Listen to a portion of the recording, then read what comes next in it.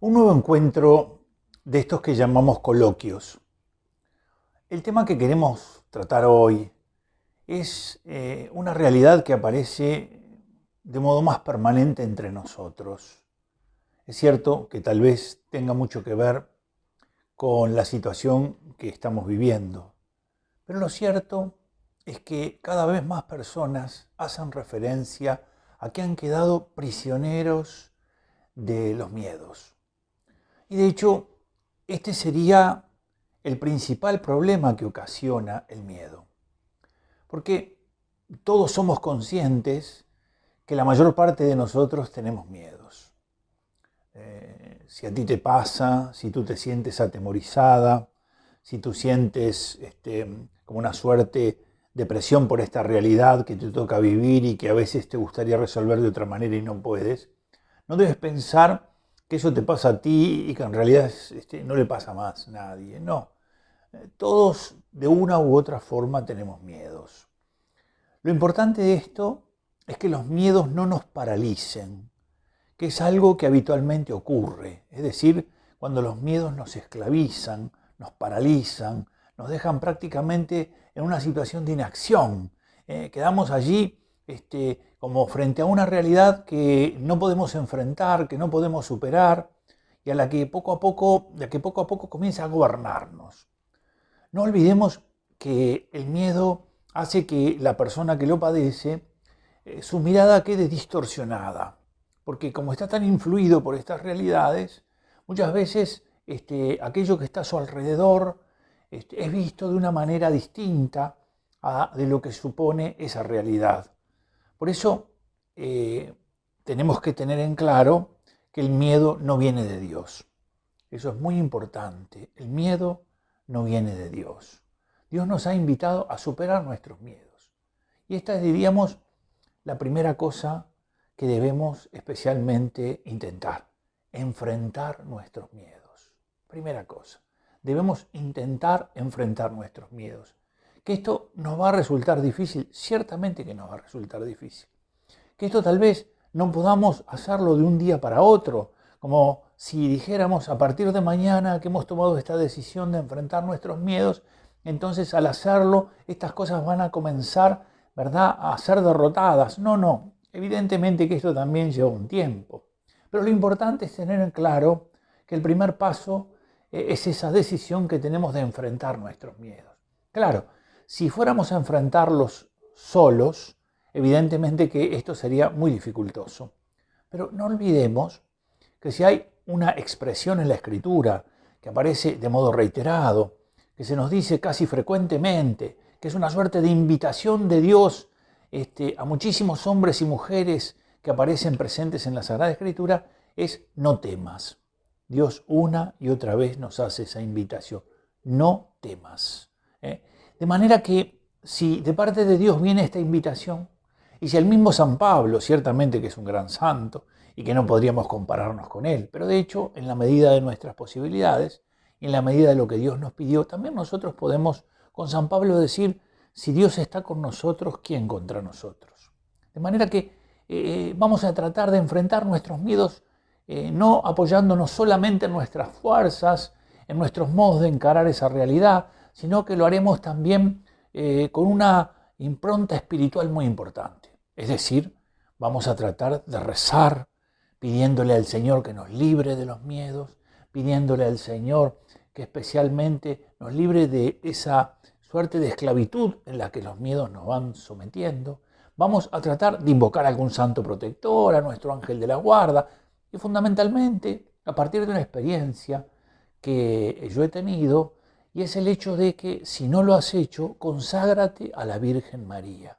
La consagración a la Virgen María se muestra muy eficaz en este camino en el que por delante a veces tenemos situaciones que nos atemorizan y que no sabemos mucho cómo enfrentarlas. Por ejemplo, acontece mucho que a veces a personas que ya tienen unos cuantos años, el futuro aparece como una realidad amenazante.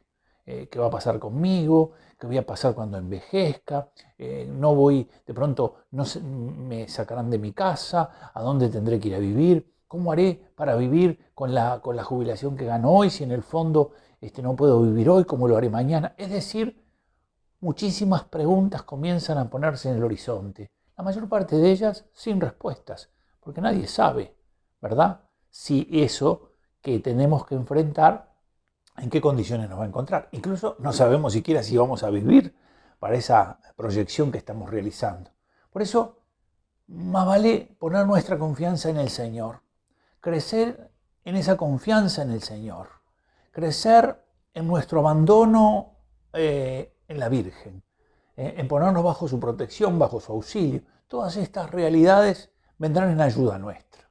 Recordemos un hecho bíblico que puede ayudarnos al hablar de esta realidad y que tiene que ver con aquella realidad que se da entre dos personajes del Antiguo Testamento. El rey David, el gran rey David, y por otro lado, Goliat.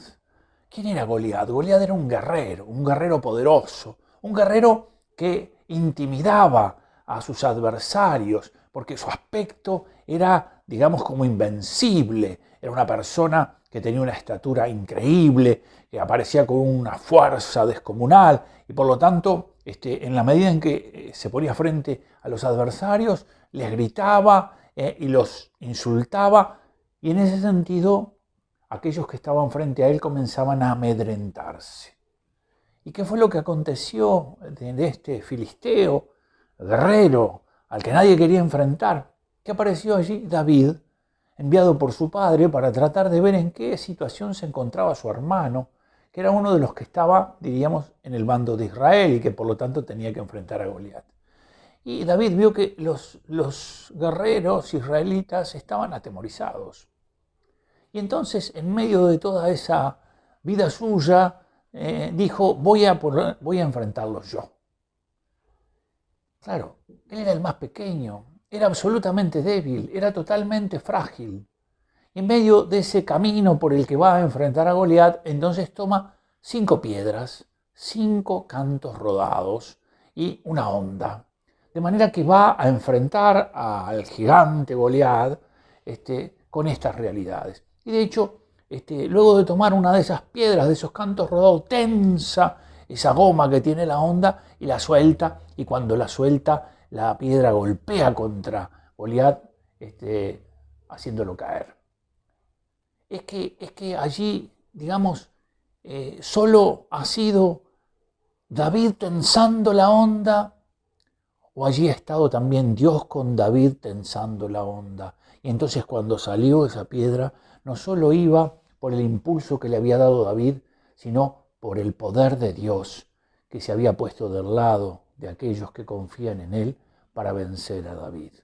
Bueno, muchas veces nuestros miedos aparecen como realidades inexpugnables, invencibles, que nos amedrentan, que de alguna manera nos invitan una y otra vez a no enfrentarlos.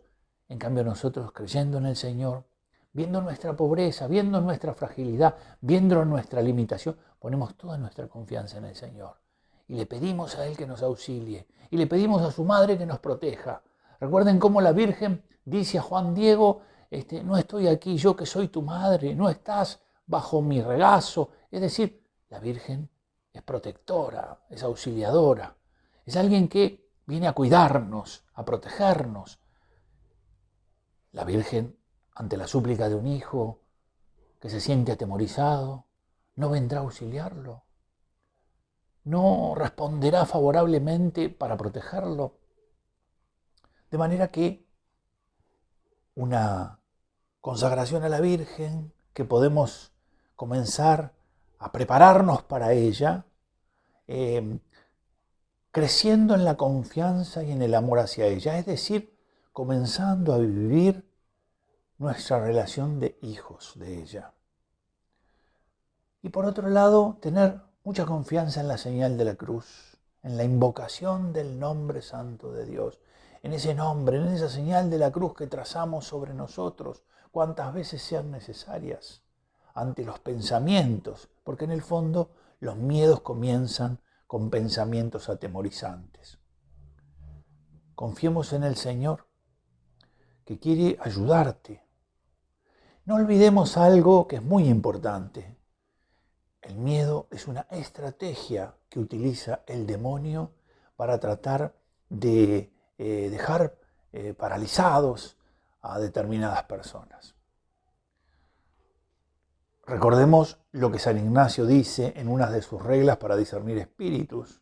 Dice que muchas veces el enemigo aparece como una suerte de galán conquistador que está tratando de conquistar a una joven, pero que al hacerlo no quiere que ella dé a conocer esta acción suya.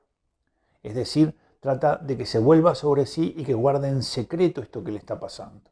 Bueno, muchas veces con estas cosas pasan lo mismo. A veces el demonio a través de ellas quiere que nosotros no contemos a nadie esto que nos está pasando, que nosotros no andemos diciendo lo que ocurre. Pero al hacer esto, ¿verdad? Entramos en esa lógica que él tiene. Por el contrario, el Señor nos invita a que hablemos de estas cosas con las personas que nos ayudan espiritualmente. Si tienes un director espiritual, si tienes un confesor, si tienes una persona que te ayuda en la vida espiritual, con la que compartes cómo va tu camino de fe, tienes que desnudar tu alma con confianza, diciéndole verdaderamente lo que te pasa. Porque en la medida en que el demonio se ve descubierto, huye. Y en la medida en que te consagres a la Virgen y el perfume de la Virgen comience a esparcirse allí en ti, allí donde tú estás, porque tú la invocas, porque tú pones tu corazón confiadamente en ella, entonces el demonio huye, porque al percibir el perfume de la Virgen sabe que llega la que le aplasta la cabeza y entonces reconoce que en realidad debe retirarse rápidamente para no ser vencido. Que el Señor te bendiga, que te proteja, que te guarde, que este tiempo en el que estás viviendo estas realidades sean tiempos también para crecer en la esperanza, para crecer en el amor, para crecer en la entrega. Si Dios quiere, nos volveremos a encontrar en otro momento para hablar de estos coloquios. Que Dios te bendiga y que la Virgen te guarde.